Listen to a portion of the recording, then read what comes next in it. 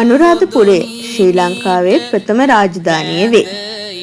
අනුරාධපුරය වසර 1300කට අධික කාලයක් ශ්‍රී ලංකාවේ රාජ්‍ය පාලන මධ්‍යස්ථානය ලෙස පැවති සහ බුදුදහමේ ආධ්‍යාත්මික හදවත බඳු වූ පුරාණ නගරයකි.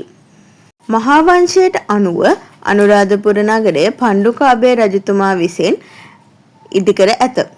මිහිඳු මහරහතන් වහන්සේගේ වැඩමවීමත් සමගම දේවානම්පියතිස්ස රජු දවසේ අනුරාධපුර නගරය ශ්‍රේෂ්ඨ නගරයක් බවට පත්විය. සංඝමිත්තා මෙහෙණින් වහන්සේ විසින් ලක්දිවට වැඩම වූ ජයශ්‍රී මහ බෝධිය අනුරාධපුරයේ අද දක්වා පවතින පැරණිතම ඓතිහාසික වෘක්ෂය ලෙසින් රැඳී පවතී.